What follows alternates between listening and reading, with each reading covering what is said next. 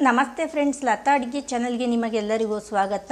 ನಾನಿವತ್ತು ಹೆಸರು ಕಾಳನ್ನು ಮೊಳಕೆ ಬರಿಸ್ಬಿಟ್ಟು ಪಲ್ಯನ ಮಾಡಿದ್ದೀನಿ. ಈ ಥರ ಪಲ್ಯನ ಮಾಡೋದು ಹೇಗೆ ಅಂತ ಹೇಳಿ ನೋಡ್ಕೊಂಬರೋಣ.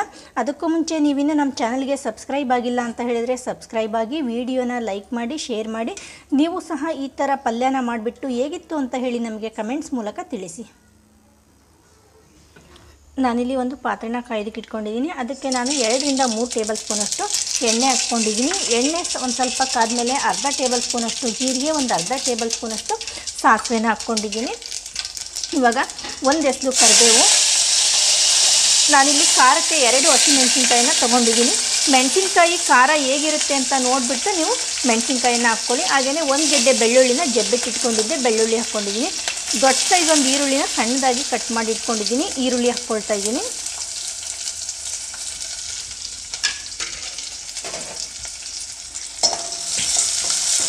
ಈರುಳ್ಳಿ, ಬೆಳ್ಳುಳ್ಳಿ ಮತ್ತು ಮೆಣಸಿನ್ಕಾಯಿನ ಹಾಕ್ಕೊಂಡ್ಮೇಲೆ 1 ನಿಮಿಷ ಚೆನ್ನಾಗಿ ಫ್ರೈ ಮಾಡ್ಕೊಳ್ಳಿ. ಈರುಳ್ಳಿದು ಒಂದು ಸ್ವಲ್ಪ ಹಸಿ ವಾಸನೆ ಹೋಗಬೇಕು.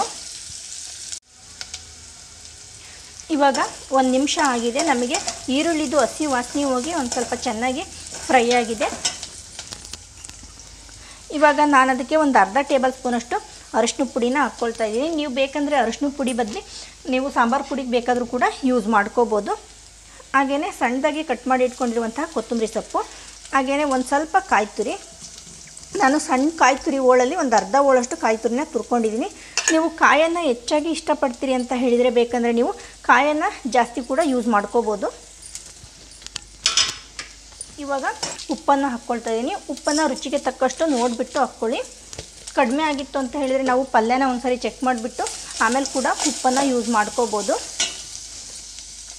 ನಾನಿಲ್ಲಿ ಈ ಥರ ಗ್ಲಾಸಲ್ಲಿ 1 ಗ್ಲಾಸಷ್ಟು ಹೆಸರು ಕಾಳನ್ನು ತೊಗೊಂಡ್ಬಿಟ್ಟು ನಾನು ಒಂದು ದಿನ ನೈಟ್ ಪೂರ್ತಿ ನೆನೆಸ್ಕೊಂಡಿದ್ದೆ. ನಾನು ಬೆಳಿಗ್ಗೆ ಎದ್ದು ಅದನ್ನು ನೀರನ್ನು ಬಸಿಬಿಟ್ಟು ಹಾಗೆಯೇ ಒಂದು ಪ್ಲೇಟನ್ನು ಮುಚ್ಚಿಬಿಟ್ಟು ಇಟ್ಕೊಂಡಿದ್ದೆ. ಇವಾಗ ನಮಗೆ ಅದು ಈ ಥರ ಸಣ್ಣದಾಗಿ ಮೊಳಕೆ ಬಂದಿದೆ.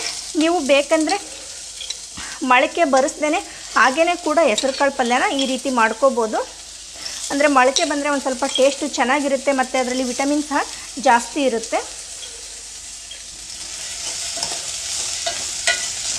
ಇವಾಗ ಹೆಸರು ಕಾಳನ್ನು ಹಾಕ್ಕೊಂಡ್ಮೇಲೆ ನಾನಿಲ್ಲಿ ಈ ಥರ ಗ್ಲಾಸಲ್ಲಿ 1.5 ಗ್ಲಾಸಷ್ಟು ನೀರನ್ನು ಹಾಕ್ಕೊಳ್ತೀನಿ. ನೀರನ್ನು ಹಾಕ್ಕೊಂಡ್ಬಿಟ್ಟು ಇದನ್ನು ಒಂದು 8 ರಿಂದ 10 ನಿಮಿಷ ಚೆನ್ನಾಗಿ ಬೇಯಿಸ್ಕೊಳ್ಳಿ. ನಾವು ಇವನ್ನಾಗಲೇ ನೆನೆಸ್ಬಿಟ್ಟು ಮೊಳಕೆ ಬರೆಸಿರೋದ್ರಿಂದ ಇದು ಪಲ್ಯ ಬೇಗ ರೆಡಿ ಆಗುತ್ತೆ.